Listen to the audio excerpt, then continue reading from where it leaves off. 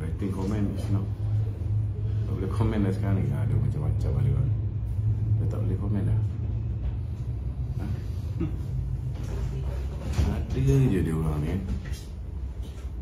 Facebook dah hidup lah. Assalamualaikum warahmatullahi wabarakatuh. Salam satu Malaysia. Kita ke udara pada malam ini untuk membicarakan isu-isu semasa. Cuba try komen. Saya difahamkan hari ni, malam ni. Boleh komen. Boleh komen. Okay. Cuba try komen. Komen sikit. Okay, boleh. Waalaikumsalam warahmatullahi. Kita ke udara pada malam ini untuk membicarakan isu-isu semasa. Kita live pada malam ini di Facebook page Luqman Nur Adam Official, di YouTube channel Luqman Adam, di TikTok channel Dato' Luqman Adam. Kita punya apa ni, Twitter masih belum beroperasi. Sebarang pertanyaan tuan-tuan boleh ajukan pertanyaan tuan-tuan direct ke nombor WhatsApp 011 3595 4044 011 3595 4044. Malam ni saudara, saya nak ulas kenyataan yang dikeluarkan oleh Syahidan Kasim yang telah hari ni kita kena panggil dia orang PAS tuan-tuan, sebab dia ahli parlimen PAS. Syahidan Kasim orang PAS ni saudara, berlainan dengan orang PAS dulu. Dulu saudara, bila kita nak membubarkan parlimen segera, orang PAS, termasuklah Syahidan Kasim yang belum PAS ketika itu baru PAS PIS-PUS, sekarang dah PAS alhamdulillah. Mereka ini beria-ria tak nakkan kita adakan pilihan raya. Alasannya tidak lain tidak bukan kerana negara sedang berhadapan dengan musibah banjir. Sebenarnya tuan-tuan, ketika itu mereka tahu maka mereka tidak boleh menang pilihan raya. Sehinggalah mereka telah menggunakan seberapa banyak cara, terutamanya dengan menggunakan duit-duit yang berkepuk-kepuk ni tuan-tuan, sehingga menyebabkan mereka berjaya memenangi di tempat-tempat yang tidak disangka dengan membeli pengundi-pengundi luar dan pengundi-pengundi muda, khususnya anak-anak Melayu kita. Amat menyedihkan. Hari ni tuan-tuan, banjir pun belum lagi nak start betul-betul ni. Ada tempat tengah banjir, ada tempat baru nak start banjir. Dan kita jangkakan cuaca tidak akan tak menentu sehinggalah bulan Februari, mungkin boleh Mac, belum settle lagi. Namun hari ni Syahidan Kasim mengatakan dah tiba masanya untuk kita adakan pilihan raya negeri. Cuba tuan-tuan bayangkan, hanya tak sampai sebulan lagi belum lagi sebulan pilihan raya, dia nak suruh buat pilihan raya negeri pula tuan-tuan. Terbazir. Kita dah cakap dah, buat sekali 6 buah negeri ni mereka tak nak tuan-tuan. Kalau kita buat sekali 6 buah negeri ni, SPR tidak akan membelanjakan ekstra 300 juta tuan-tuan. Hari ni apa sudah jadi dengan mengatakan bahawa BN mementingkan diri sendiri, musim banjir sanggup untuk buat pilihan raya. Tiba-tiba hari ni PAS punya pendirian, PAS nak buat pilihan raya negeri segera. Confident sangat Syahidan Kasim ni bahawa mereka boleh menang besar dalam pilihan raya berdasarkan apa yang berlaku dalam pilihan raya yang lepas. Saya nak beritahu dengan Syahidan Kasim, jangan terlalu confident.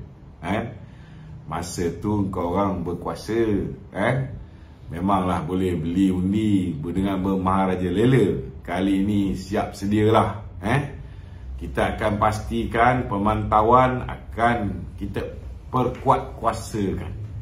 Kita akan pastikan we are going to put a stop on this money politics. Kita akan pastikan tidak ada peluang untuk kamu membeli undi lagi.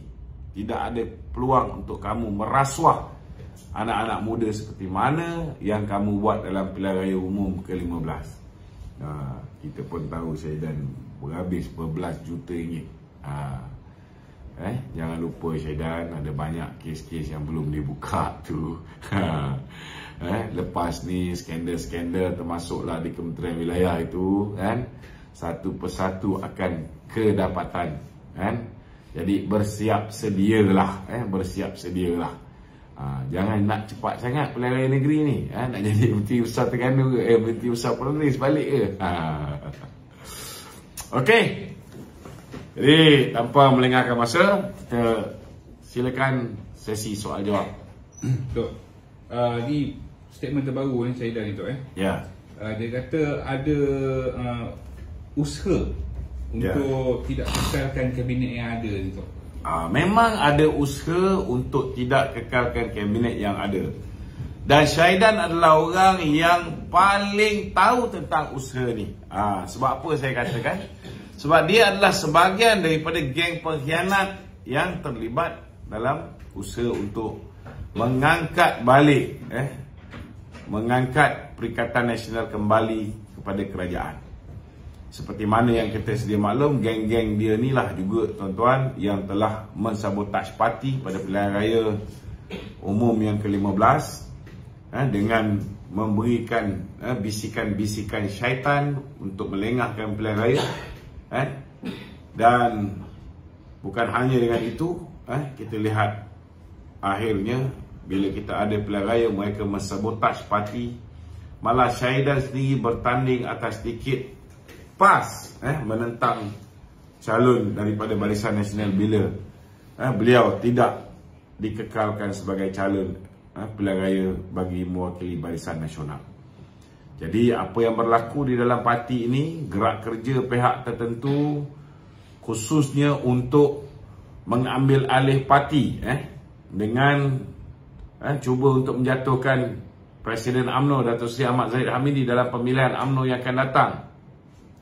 Supaya bila mereka dapat menguasai UMNO, kumpulan-kumpulan mereka dapat menguasai UMNO, maka mereka boleh membawa parti kita UMNO bekerjasama dengan Bersatu dan kita akan bekerjasama dengan PAS. Kita akan jadi kuda tunggangan baru Bersatu. Dan UMNO selepas ini hanya boleh bertanding di 26 kerusi yang UMNO menang pada pemilihan pilihan raya umum yang ke-15. Dan sudah pasti kalau ada pun pertambahan, hanya 18 kursi yang dimenangi oleh calon-calon Melayu daripada PKR. Dan calon-calon ini tuan-tuan, saudara, kebanyakannya kursi-kursi di kawasan bandar yang kita pun susah nak menang kerana pengundi-pengundi bukan Melayu, lebih favor kepada Pakatan Harapan. Jadi kalau pun kita dapat pengagihan daripada 18 kursi ni, mungkin yang dapat pada UMNO, kerana UMNO antara yang menang paling sikit di kalangan 3 parti iaitu PAS, Bersatu dan juga UMNO. Ada kemungkinan kita boleh dapat lagi tambahan 3 hingga 4 kursi. Maknanya sekitar 30 kursi saja. UMNO bahagian lain dah boleh tutup kalau kita diheret oleh kepimpinan baru yang mungkin dapat menawan UMNO ini untuk bekerjasama dengan Bersatu, tuan-tuan.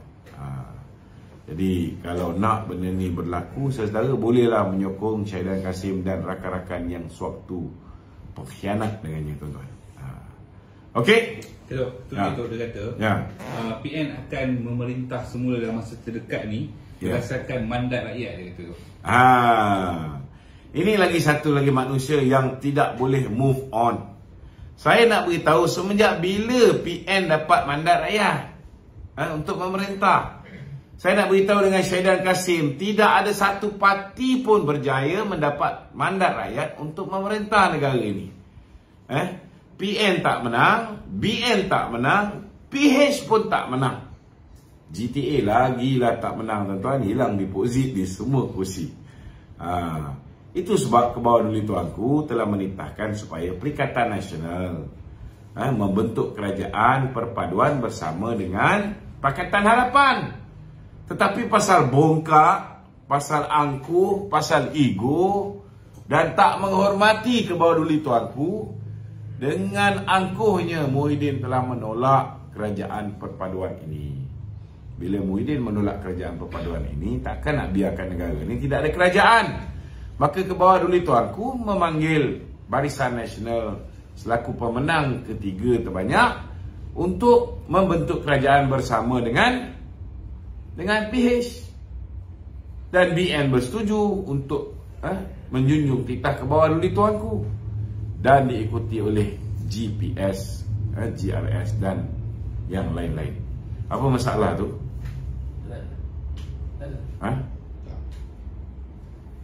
Ada masalah? Tak dapat notification nampak. Okey. Okey. Itu. Satu lagi tu ada yang dakwa kata BN kalah kat Perlis itu disebabkan jentera BN digunakan untuk PM. So mana dakwa? Macam mana? Ada yang mendakwa jentera BN kalah di Perlis ni disebabkan jentera BN ni digunakan untuk Perikatan Itu kita tak nafikan lah. Kita sedia juga jentera-jentera kita ni pasang bendera kita. Mungkin jugalah silap kita. Kita tak pesan dia orang ni untuk mengundi kita. Bila dia pasang bendera kita, kadang-kadang dia juga pasang waktu lain. Dia ambil part time pasang bendera orang lain. Tapi pasang bendera kita mungkin upahnya sikit. Pasang bendera orang lain, upah dia lebih. Kemudian pakai baju orang lain, dapat upah lain. Naik motor, konvoi bermotor, bawa logo parti lain, upah dia lain. Buat TikTok untuk parti Perikatan Nasional dengan PAS, upah dia lain. Influencer-influencer yang terlibat berkempen untuk Perikatan Nasional dan PAS, upah dia cukup lumayan. Memanglah kita tak terlawan kalau dia orang pakai duit.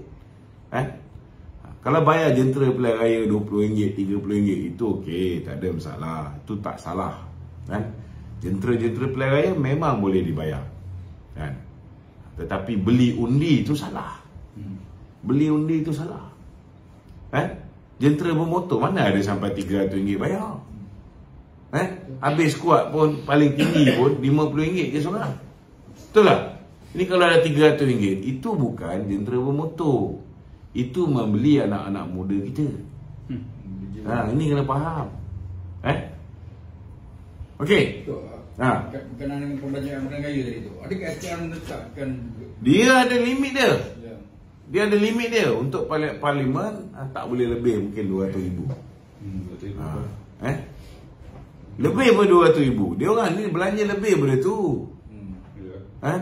Kalau tengok poster dia orang pun lebih daripada RM200,000. Apatah lagi belanja lain. So benda ni kita minta supaya sahabat-sahabat yang ada bukti-bukti terhadap penyelewengan mereka ini, tolong pastikan bahawa lapor kepada SPR, buat petisyen. Calon-calon pilihan raya yang tewas di tangan Perikatan Nasional ni, di tangan PAS, tolong buat petisyen mahkamah. Kita nak seberapa ramai orang tampil ke hadapan, tunjukkan bukti-bukti. Hari ni pun saya ada dapat 2 video baru, bukti-bukti tentang pembelian undi oleh PAS, oleh Bersatu. Jadi kena rancakkan benda ni, bagi orang ingat, dan kena bagi kesedaran pada anak bangsa kita ni. Jangan mudah sangat dibeli. Malu kita. Malu kita orang Melayu ni begitu mudah boleh dibeli dengan duit RM300-400. Habis tinggi pun orang bagi RM500. Kau ambil duit RM500 ni, kau boleh bernyawa seminggu. Kemudian kau sengsara 5 tahun. Untuk apa? Untuk apa? Cuba fikirlah dengan rasional. Dia orang ambil duit, kita dah beritahu orang ambil duit, kau kena faham niat dia. Saja aku mengambil balik duit aku yang dirompak oleh mereka ni. Patutnya pasal niat macam tu. Niat saja aku mengambil balik duit aku yang dirompak oleh mereka ni kerana Allah Ta'ala.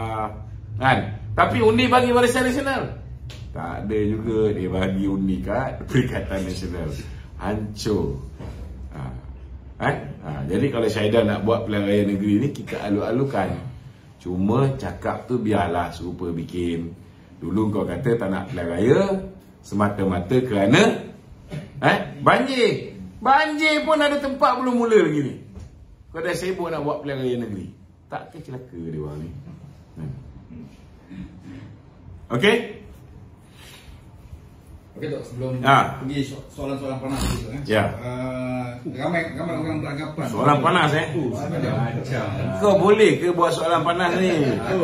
Aku agak aku tunggu soalan ni tak panas je. Saya minta penonton-penonton di rumah ni tolonglah bagi soalan ada kualiti sikit. Lembik dia orang ni. Kan? Sembang je kuat. Soalan panas. Kursi dia panas. Kursi dia panas. Kursi ni boleh dipanaskan ni, ada masak dia. Okey. Okey Tok, ramai orang beranggapan Tok bahawa Datuk Seri Zahid adalah sebahagian daripada ahli majlis pengampunan diraja kerana beliau adalah menteri wilayah. Dia macam inilah. Saya nak beritahu kalau kita dengar jawatan dia adalah Menteri Kemajuan Wilayah dan Desa.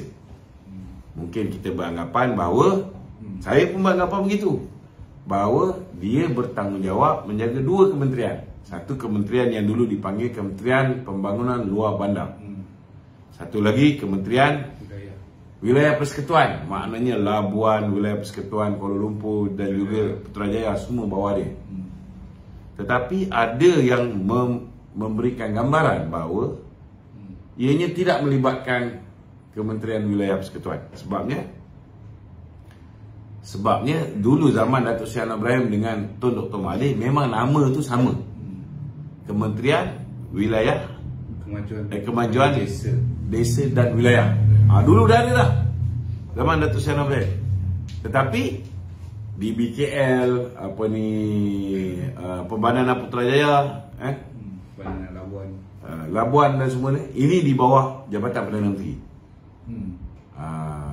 So kita benda ni belum clear lagi Jadi tunggulah mesyuarat kabinet pertama besok baru kita dapat gambaran ni.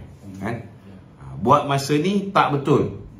Tidak ada perlantikan Datuk Zahid sebagai lembaga pengampunan. Kau tahulah dia orang ni dia orang nak buat fitnah ni, belum apa-apa lagi dah start kata lepas ni lepaslah Datuk Najib Datuk Najib tak perlu pun pengampunan. Dia pun tak nak pengampunan. Dia nak dia diberikan pembicaraan yang adil.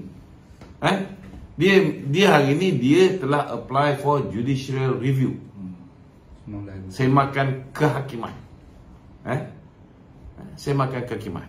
Kalau tak dapat, kalau kalah juga dalam semakan kehakiman, barulah mungkin dia akan dipertimbangkan untuk mendapat pengampunan.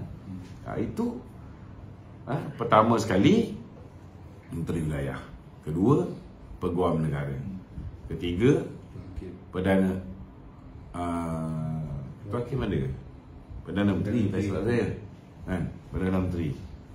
Dan kemudian ada tiga orang yang akan dilantik oleh Kebawah-Duli Tuanku, dan Tuanku sendiri yang akan mempengurusikan lembaga pengampunan tersebut. Tuanku yang Pertuan Agong. Okey, setakat ni belum ada sebarang cerita tentang pengampunan. Jadi tak payahlah dengar fitnah-fitnah mereka ni. Mereka ni hari ni mengelupur bila dah kalah. Bukan kalah, mereka pun tak kalah sebenarnya. Kita semua kalah. Bila tak dapat jadi kerajaan, bukannya mereka tak boleh jadi kerajaan. Mereka boleh jadi kerajaan. Cuma yalah, tuanku kata tuanku punya titah Datuk Seri Anwar Ibrahim Pakatan Harapan ada 82 kursi. Perikatan Nasional dia kata dia ada 73. Sebenarnya dia tak ada 73. Dia ada 2 blok, satu PAS, satu Perikatan Nasional. Sebab di Kelantan mereka bertanding guna logo PAS, bukan logo Perikatan Nasional. Ini kena faham. Kalaupun dia combine dua tu, dia masih lagi 73. Takkanlah Muhyiddin tak tahu 82 tu lebih banyak daripada 73. Takkan kita nak ajar dia simple matematik, kan? Jadi kalau berlakulah kerjasama, sudah pastilah Perdana Menteri Datuk Seri Anwar Ibrahim, Muhyiddin jadi timbalan Perdana Menteri. Dia tak nak. Dia tak nak. Sebab apa dia tak nak? Adakah kerana dia tak nak kerjasama dengan Anwar Ibrahim? Dia pernah kerjasama dengan Datuk Seri Anwar Ibrahim. Malah daripada banyak-banyak menteri ketika 2 September 1998, ketika saya berada di rumah Datuk Seri Anwar Ibrahim, satu-satunya menteri yang datang memberikan sokongan kepada Datuk Seri Anwar Ibrahim ialah Muhyiddin Yassin. Muhyiddin memang anak buah memang anak buah Datuk Seri Anwar Ibrahim. So dia nak malu apa jadi timbalan. Tetapi pasal dah merasa jadi Perdana Menteri, dia rasa dia layak jadi Perdana Menteri, lebih layak daripada bos lama dia ni. Ini masalahnya. Manusia ni lupa diri. Dia tak sedar bahawa dia pernah mewarisi sebuah kerajaan yang gagal sehingga dia dijatuhkan daripada kerusi Perdana Menteri. Dia lupa benda tu. Dia lupa dia pernah digelar sebagai bapa lockdown negara yang telah menyebabkan ramai orang susah, tak boleh cari makan, dan ada juga yang membunuh diri bila buntu, tak boleh keluar daripada kemelut masalah kewangan masing-masing. Dia lupa benda ni. Tak apalah. Kita pesan kepada dia, move on lah wahai Abang Din. Okey. Silakan. Berkaitan dengan kedudukan kursi tadi tu dalam PN tu, nampak PAS lebih besar daripada Bersatu tu. Tapi PAS lebih besar daripada Bersatu pun, PAS tidak ada karisma untuk memimpin. Dia tidak ada self-confidence untuk memimpin. Sepatutnya bila parti dia lebih besar daripada Muhyiddin, dialah jadi pengurusi Perikatan Nasional. Tapi dia tak berani. Dia suka jadi pak turut je kepada Muhyiddin Yassin. Maklumlah, Muhyiddin ni abang besar, duit dia pun besar, apa-apa minta dapat. Betul tak? Betul. Tapi belum tentu lepas ni apa-apa minta semua licin laju je dapat. Lepas ni setiap pergerakan kewangan akan dipantau. Tak ada orang lagi yang melindungi mereka. Jangan terkejut kalau tiba-tiba ada akaun beku lah, ada duit tak boleh masuk lah, Sekarang pun saya rasa banyak dah diparking di luar ni. Mereka pun risau juga. Dia takut kerajaan baru ni perangai macam mereka. Menang-menang pilihan raya, pergi geledah rumah Datuk Seri Najib, pergi geledah rumah Tun Puan Raha. Mereka berfikiran begitu. Dia ingat perangai Datuk Seri Anwar Ibrahim sama macam perangai Mahathir dengan dia. Tapi tak apa juga. Biarkan dia cuak sikit. Okey. Okey tu. Apa ni? Yang tak dapat jadi PM tu Muhyiddin tu. PAS yang beria sangat, sehingga kan dia pun nak tolak tu apa bantuan daripada kerajaan. Yalah, nak buat macam mana kan. Dia pun duk harap juga dapat sambung jadi duta besar ke Timur Tengah. Sekarang ni Datuk Seri Pengelola Bijaya, untuk Datuk Seri Fadil kan, dia hantar pula pergi duta di UAE. Maka peranan duta khas tu pun dah makin kurang lah. Dah ada duta-duta dah sekarang ni, banyak lah. Dah banyak. Ada lagi duta-duta yang belum. Saya sebagai duta tu masih kekal macam tu? Mana? Tak tahulah saya sementara belum ada jawatan pemegang duta khas baru tu. Tak tahulah Tapi dia layak jadi ketua pembangkang tu dalam parlimen. Ketua pembangkang. Sepatutnya Haji Adil lah ketua pemegang, tapi pasal dia tak ada tulang belakang. Dia tak ada tulang belakang kan. Dia masih lagi nak bergantung kat Muhyiddin kan. Maklumlah Muhyiddin ni duit banyak kan. Okey. Alasan Haji Adil untuk tidak tak nak ambil peruntukan kerajaan tu sebab dia kata macam mana? Alasan Haji Adil dia tak mau terima peruntukan daripada kerajaan kerana dia tidak iktiraf kerajaan sekarang itu. Alasan Haji Adil, dia kata dia tidak iktiraf kerajaan sekarang ni, maka dia tidak mau mengambil peruntukan. Mungkin dia ingat duit banyak yang dia dapat daripada Muhyiddin ni akan berterusan. Dia tak tahu lepas ni Muhyiddin nak keluar duit pun berhati-hati kan. Tak boleh macam dulu. Dulu ada geng-geng dia dalam kerajaan yang melindungi dia dulu dia boleh senang-senang belanja kan. Lepas ni belum tentu mewah macam dulu Tuan Guru Haji Adil. Kena ingat tu kan. Itu sebab kawan-kawan yang cerdik sikit, contohnya macam Khalil, apa ni yang siapa ni, yang ni Khalil lah kan. yang mengeluarkan kenyataan mengharapkan supaya kerajaan memberikan peruntukan secara sama rata. Apa nama dia? Khairil Nizam. Khairil Nizam. Dulu senator kan, sekarang dah jadi ahli parlimen. Khairil Nizam pula bercanggah dengan Presiden PAS. Presiden PAS kata kita tak nak ambil peruntukan daripada kerajaan ni sebab kita tidak iktiraf. Khairil Nizam pula cakap kita mengharapkan supaya kerajaan ini berlaku adil, memberikan peruntukan yang sama rata. Saya rasa biarlah Khairil Nizam ni bergaduh dengan Jadi. Kalau boleh seorang bagi tukar besi, seorang bagi kapak. Biar dia buat kerja dia. Tapi adakah royalti minyak PAS akan dapat? Itu kena tanya dengan Yang Amat Berhormat Perdana Menteri. Jangan tanya dengan saya. Saya tak boleh jawab soalan tu. Okey. Alright. Apa ni? Ada soalan? Okey, Muhammad. Kau angkat tangan, ada soalan ke? Okey. Pengkhianat. Ada kepala batas ada soalan? Kepala batas. Kau karang dulu. Dah dia baca ni, dah betul. Okey. PAS Selangor. Dia bagi amaran, dia kata jangan sibuk mengheret Tuan Guru Haji Hadi ke Bukit Aman, dan dia akan pastikan kalau benda tu berlaku, satu perhimpunan besar-besaran akan diadakan. Itu masa dia hilang akal. Dia cakap macam tu. Bila dia dah sedar bahawa kenyataan dia itu berunsur ugutan dan boleh dia boleh didakwa, tiba-tiba dia kata kenyataan tu palsu. Itu sebab lain kali fikir dulu baru cakap. Kalau selalu ni bercakap dulu baru berfikir, ini bahaya ni tuan-tuan. Ini bahaya. Okey. Pemimpin PAS kata kerajaan sekarang tidak mengamalkan konsep kebebasan bersuara. Pemimpin sekarang tidak mengamalkan konsep. Kerajaan sekarang tidak mengamalkan konsep kebebasan bersuara. Apa pula? Apa dalilnya yang mengatakan bahawa hari ini tidak ada kebebasan untuk bersuara? Bila polis buat siasatan atas kenyataan pemimpin PAS lah, berkaitan Anwar ejen Israel. Dia macam gini. Kalau dia buat tuduhan, saya kena ingatkan dulu, saya pun bila saya mengeluarkan kenyataan mengatakan bahawa bila Presiden panggil, bila Presiden panggil,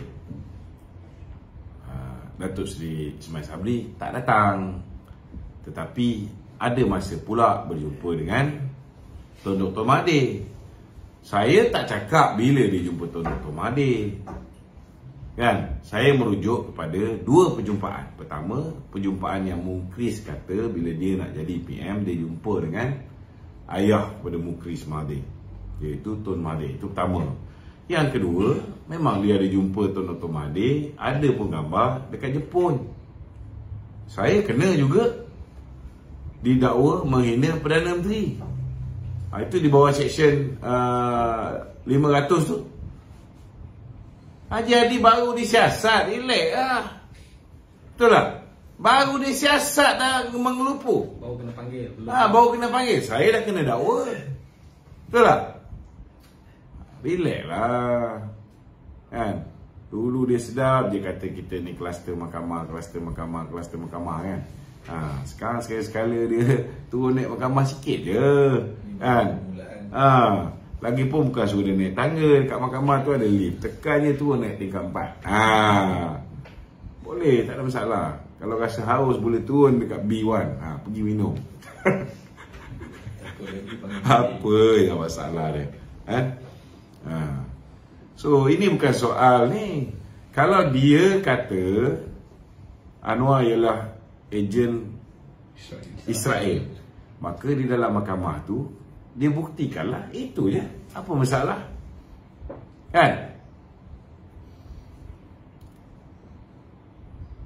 Bila dia ada kuasa pun, dia menggunakan kuasa dia itu untuk pastikan orang tak melakukan fitnah. Betul tak? Saya tak fitnah. Apa yang saya cakap betul berlaku. Cuma saya tak beritahu bila dia jumpa. Sebab saya dah baca ada 2 kali dia jumpa. Betul tak?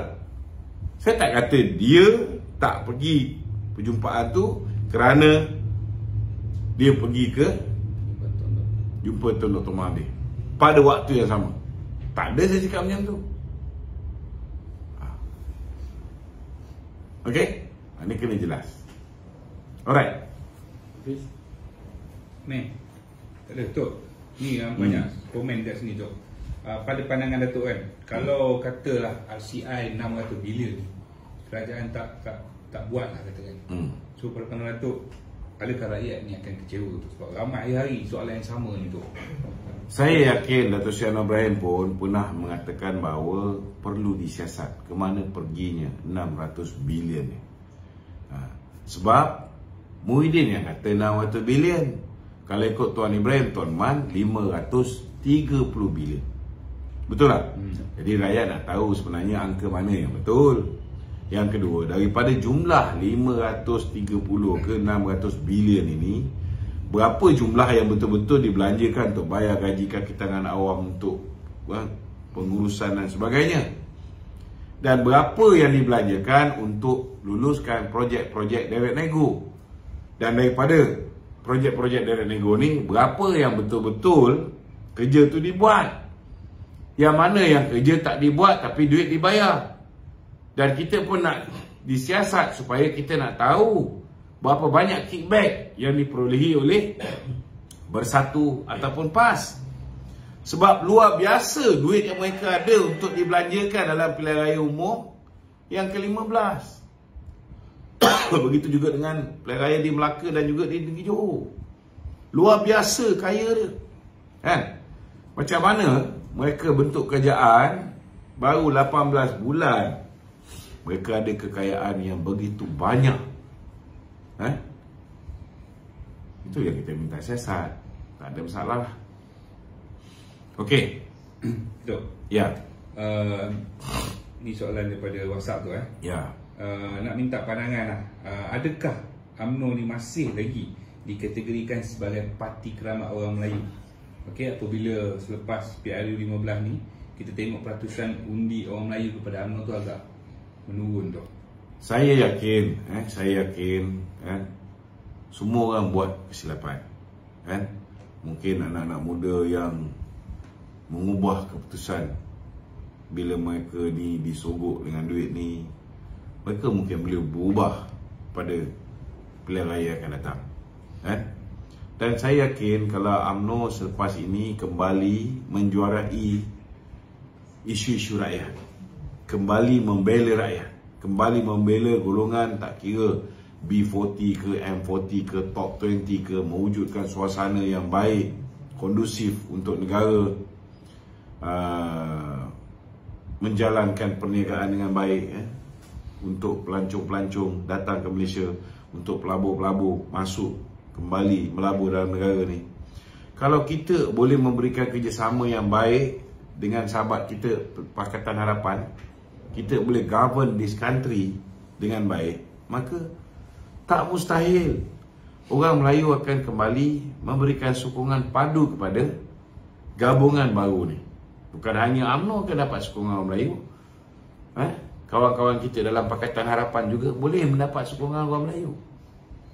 Sebab sebelum ini digambarkan mereka ni tak boleh bekerjasama, tak boleh nak menghormati hak istimewa orang Melayu, tak boleh menghormati kedudukan Islam sebagai agama persekutuan, tak boleh menghormati bahasa Melayu sebagai bahasa kebangsaan, tak boleh menghormati hak istimewa ataupun kedudukan raja-raja Melayu. Itu yang menyebabkan ramai orang Melayu takut. Dan dimomokkan pula, bukan setakat dah bagi duit, dimomokkan pula undi BN dapat Zahid. Itu yang mula-mula diorang kata. Padahal kita dah ada poster boy kita, Dato' Sri Ismail Sabri. Dia kata undi BN dapat Zahid, undi BN dapat Zahid. Last kali kau tak undi BN, dapat juga Dato' Zahid. Padan muka kau orang. Betul tak? So, ada pula seorang lagi cakap undi BN dapat Anwar dan Menteri Zahid Imalan. Ada juga. Kan? Kita cakap jangan berbelah bagi, berikan sokongan padu pada Barisan Nasional. Kalau itu hari Barisan Nasional menang besar, mungkin Perdana Menteri hari ini Ismail Sabri. Betul tak? Tapi pasal korang kan, undi berbelah bagi, masih lagi bagi pada Perikatan Nasional ni, baru dapat duit sikit gelap mata. Kan? Nak buat macam mana? Kita dah cakap, bila korang bagi undi pada Perikatan Nasional atau GTA, tak bagi undi pada BN, maka Anwar akan jadi Perdana Menteri. Dah terbukti dah. Datuk Seri Anwar Ibrahim jadi Perdana Menteri. Nasib baiklah Allah Ta'ala bagi nyawa ke UMNO ni. Datuk Seri Zahid Hamidi menjadi timbalan Perdana Menteri. Itu sebab macam bak kata anak Tuan Guru ni Aziz, ni Abdul. Ni Abdul. Dia kata kita kadang-kadang ni kita fitnah orang ni lebih sangat.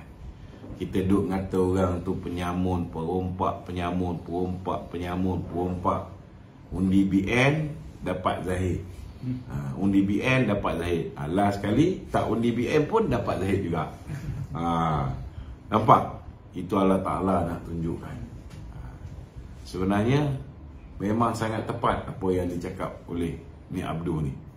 Sepatutnya orang PAN ni belajar melalui kesilapan mereka. Mereka beria-ria, mereka belanja beratus juta ringgit, berbilion lah bagi saya. No way ratus juta mereka boleh belanja macam tu. Billions.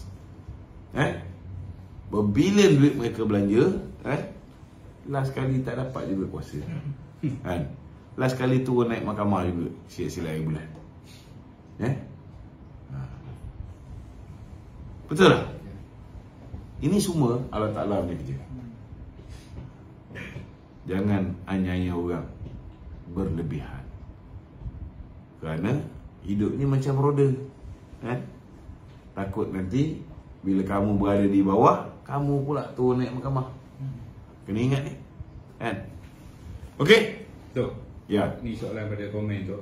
Dia kata tu, kenapa geng-geng penbro, pengkhianat bro dan broker ni tak ucap tahniah kepada kita dengar juga, ada juga yang ucap tahniah kepada BAP pun dia orang ucap tahniah, ada juga. Tapi tak ada pula ucap tahniah pada Presiden UMNO kan. Itu maknanya mereka ni adakah mereka tak puas hati? Mereka masih lagi tidak puas hati dah. Mereka masih lagi tidak puas hati. Tak apa, tak kisah. Kita heran tu ada yang duk kutuk kalau undi BN Datuk Zahid akan bawa kita kerjasama dengan Anwar Ibrahim. Tiba-tiba bila Datuk Seri Anwar Ibrahim jadi Perdana Menteri, dia paling awal ucap tahniah. Ada juga. Kadang-kadang seronok tengok tim-tim ni kan. Mengelupa tak tentu pasal. Biar bagi dia panas sikit. Okey? Ada lagi? Okey tu, kempen PRN tu kan. Tioman ya. Parang Serai tu kan. Besok saya akan berada di Tioman, insya-Allah. Besok dah mengundi ni. Kan? Apa? 12. Ni 7 regular. Awas nak esok tu.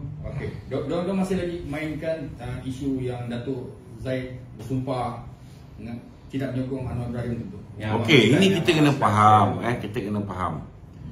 Bila kita dibuli oleh Muhyiddin Yassin, bila kita dibuli oleh Muhyiddin Yassin, pada ketika itu kita nak tarik sokongan, kita nak tarik sokongan daripada Muhyiddin. Kita nak pilihan raya. Kita nak pilihan raya. Kenapa kita kena bagi support pada Anwar Ibrahim pada ketika itu? Supaya bila Anwar dapat sokongan daripada mereka yang nak tarik sokongan daripada ni, dia boleh pergi menghadap tuanku. Dan bila menghadap tuanku tu, kita boleh minta, bila tuanku panggil nanti, kita boleh minta supaya dibubarkan parlimen. Sebab Muhyiddin sudah hilang majoriti. Itu planningnya. Itu planningnya. Jadi bila orang kata, orang tuduh Datuk Zahid ni nak angkat Anwar sebagai Perdana Menteri ketika itu, maka di hadapan beberapa orang seperti mana yang diperkabarkan oleh Datuk Seri Ahmad Maslan, Datuk Seri Zahid telah bersumpah dengan kalimah wallahi wa billahi wa tallahi. Dia tidak ada pun perancangan nak bawa orang apa ni yang nak tarik sokongan daripada Muhyiddin ni untuk beri sokongan pada Anwar Ibrahim ketika itu. Dan selepas itulah wujudnya desakan supaya kita go solo, supaya kita tak kerjasama dengan Bersatu, tak kerjasama dengan Anwar, dengan PKR, dan tak kerjasama dengan DAP. Selepas itulah wujudnya ketetapan dalam Perhimpunan Agung UMNO bahawa pilihan raya umum yang ke-15, maknanya sebelum berlakunya pilihan raya umum ke-15, daripada tarikh kita desak Muhyiddin letak jawatan tu, kita tidak akan kerjasama dengan sesiapa juga. Kita akan go solo bersama dengan kawan-kawan BN saja. Itu yang kita duk cakap, BN go solo, BN go solo, BN go solo. Dan Datuk Zahid dah tunaikan janji kita BN go solo. Tetapi lepas pilihan raya, keadaan dah lain. Yang kita janji pada ahli ialah supaya kita berhadapan pilihan raya secara bersendirian. Kalau nak dikirakan perjanjian tu sampai bila-bila, maknanya bukan hanya kita tak boleh menyokong Anwar, tak boleh menjunjung titah ke bawah duli tuanku untuk membentuk kerajaan bersama Anwar, tetapi dalam masa yang sama juga kita tak boleh menjunjung titah tuanku untuk bekerjasama dengan Bersatu dan PAS juga. Sebab kita lapaskan kita tak nak kerjasama dengan sesiapa juga. No Bersatu, no PAS, no DAP, untuk berhadapan dengan pilihan umum ke-15. Ini kena jelas. Tapi masalah dia orang kata, kenapa kita dah janji, kita dah bersumpah tak nak kerjasama, tapi kita buat. Kena faham situasi ketika itu yang Datuk Seri Ahmad Maslan cerita ni. Sampai sekarang saya cari video Datuk Zahid bersumpah, tak ada. Depan beberapa orang saja dia beritahu dia bukan nak bawa orang UMNO ni pergi mengangkat Anwar menjadi Perdana Menteri. Itu hanya strategi untuk Anwar pergi menghadap tuanku, beritahu dia ada enough numbers dan kita boleh gerakkan untuk pilihan raya umum diadakan pada ketika itu. Tapi tak berjaya. Akhirnya kita turunkan Muhyiddin dan Datuk Seri Ismail Sabri menjadi Perdana Menteri. Ini apa yang berlaku ketika itu yang menyebabkan Datuk Seri Zahid nak yakinkan. Maka dia beritahulah pada ketika itu memang tak ada niat nak kerjasama dengan Anwar. Ini kena jelas. Adakah hubungan Datuk Zahid dengan Datuk Seri Anwar Ibrahim baik? Memang baik. Dia orang berkawan daripada muda lagi, daripada di Universiti Melayu lagi. Itu tak ada orang nafikan. Memang dia berkawan rapat. Bila Datuk Seri Anwar Ibrahim dipecat dulu, memang saya antara orang yang diarahkan oleh Datuk Saifuddin Nasution, suruh semua sekali staf Ibu Pejabat Pemuda. Saya masa tu staf di tingkat 8 Ibu Pejabat Pemuda Barisan Nasional. Semua staf Ibu Pejabat Pemuda, memang hari Anwar nak kena pecat tu, kita orang semua berada di rumah Datuk Seri Anwar Ibrahim.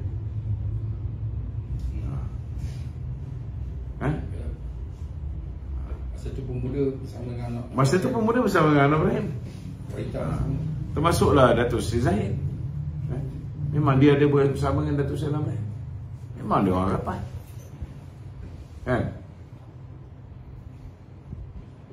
Okey. Okey Tok, sepenempau yang akan datang untuk dengar kita bulan 12 itu Ya. Adakah ada bunyi undi tak percaya kepada Presiden ke apa tu akan dibangkitkan?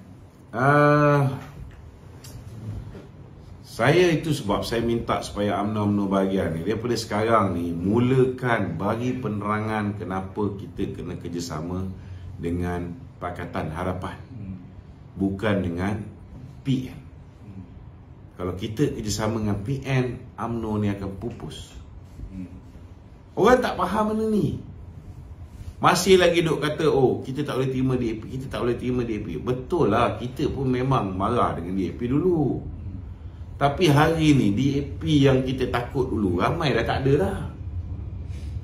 Lim Kok Eng dah tak ada, Ronnie Liu dah tak ada, Superman Hugh dah tak ada. So apa kita nak bimbang? Dan DAP pun kena faham, mereka juga belajar melalui pengalaman. Akibat daripada dulu mungkin mereka over sikit. Ketika mereka bersama dengan Mahathir, mereka tuntut tu, mereka tuntut ni. Last kali mereka hilang kerajaan. Definitely they don't want this to happen again. Last kali apa jadi pada dia? Tak pasal-pasal Lim Kok Eng pun kena dakwa. Betul lah. Nak tak dia buat, dia biarkan Muhyiddin menjadi Perdana Menteri balik? Dia orang pun tak nak. So dia orang pun akan berhati-hati. Kita pun nak pastikan bahawa kerajaan ni kekal lama, supaya lepas ni kita boleh menang lebih banyak pilihan raya. Kalau kita tak dapat sokongan daripada Pakatan Harapan, kita tak boleh dapat undi masyarakat bukan Melayu.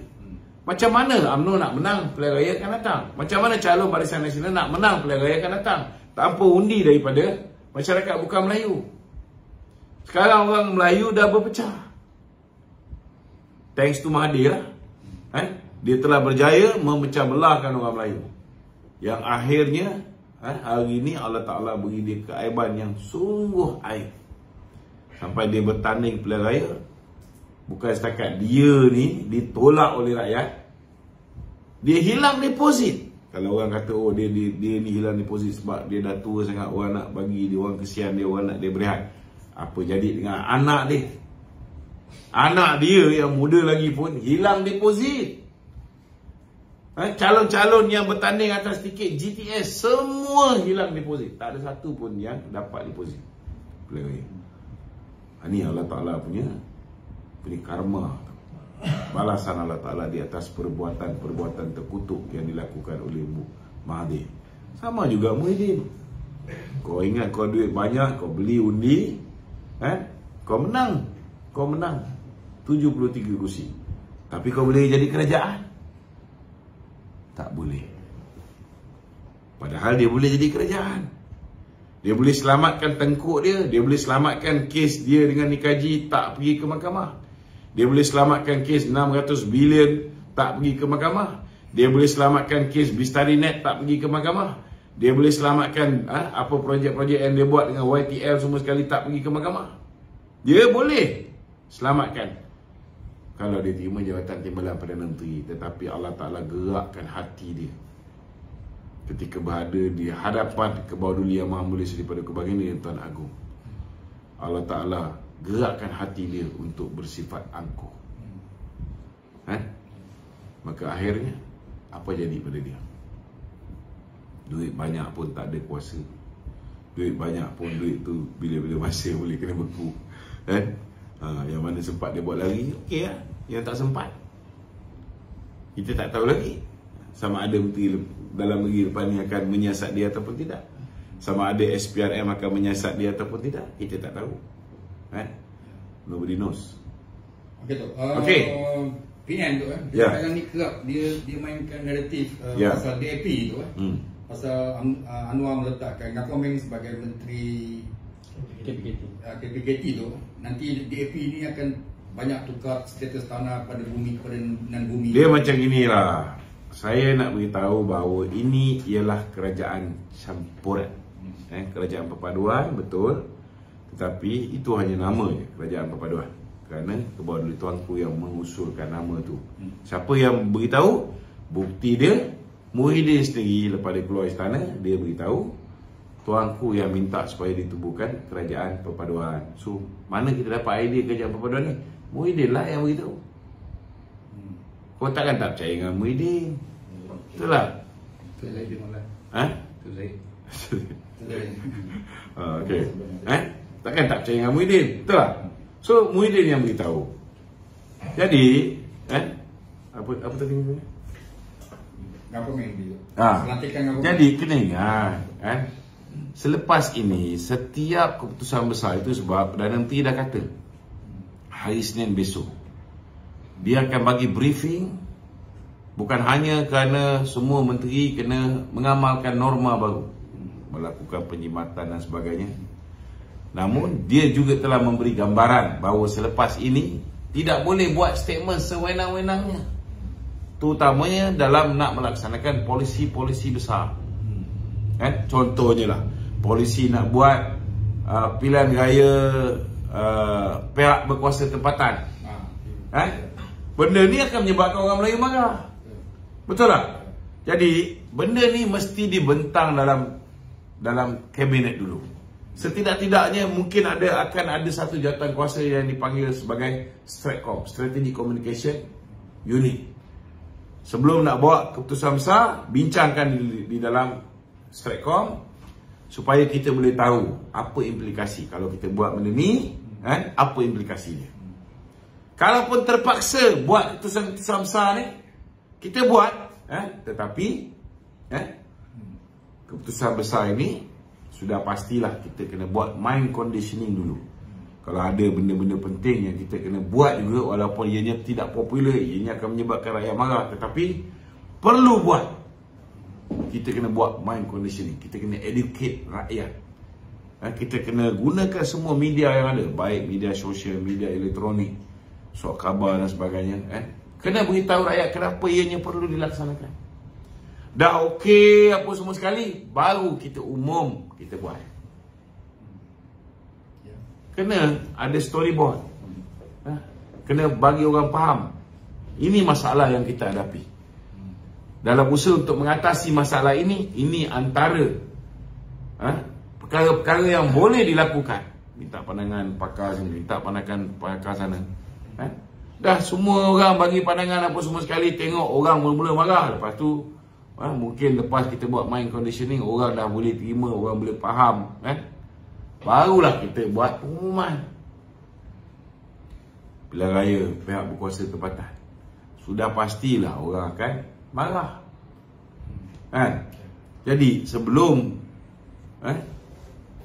sama ada menteri KPKT ke esko-esko kerajaan negeri di bawah kerajaan gabungan bersama kerajaan perpaduan ni yang melibatkan portfolio pihak berkuasa tempatan, sebelum mereka nak buat keputusan besar ni, sudah pasti ianya akan dibawa pada esko kerajaan negeri juga.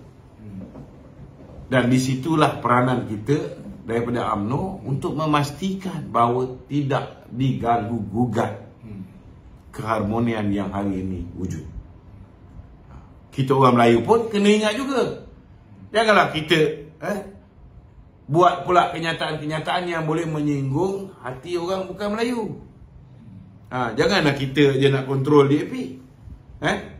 Kita pun kena pastikan juga kita punya side pun jangan buat kenyataan-kenyataan yang boleh menyebabkan kawan-kawan kita yang lain ni kecil hati, rasa mereka ni dibuli dan sebagainya. Tak boleh. Kena ada give and take. Kita kena ada tolak ansur, tetapi bukan ditolak beransur-ansur. Ni kena faham ni.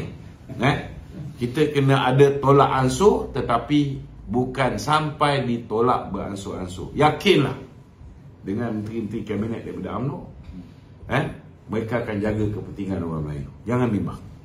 Ini kena faham.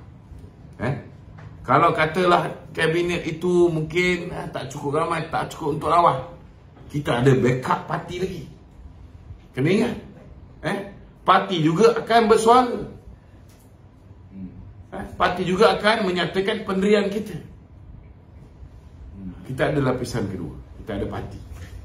Macam mana dulu, banyak keputusan yang dibuat oleh kerajaan, kalau kita tak setuju, parti akan buat tentangan. It's not going to be easy. This is a coalition government. Nak buat macam mana?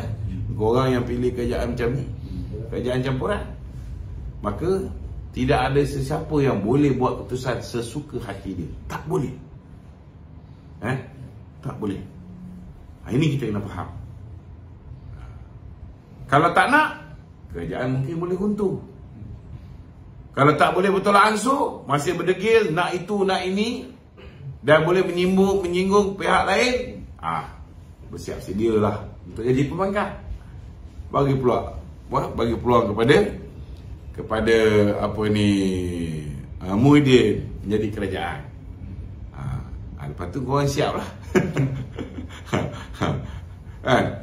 Okey? Apa ni MP Putrajaya tu, Razid Jidin Razid Jidin kata Datuk Seri Anwar Ibrahim memegang jawatan Menteri Kewangan adalah langkah yang amat terkebelakang dalam takbir urus negara. Urus negara tu. Menurutnya tindakan itu akan menyebabkan tiada lagi fungsi semak dan imbang dalam kerajaan, seolah-olah macam dictatorship nanti ni. Dia tak ada masalah Perdana Menteri nak pegang jawatan portfolio apa pun. Perdana Menteri nak jadi Menteri Dalam Negeri, tak ada masalah.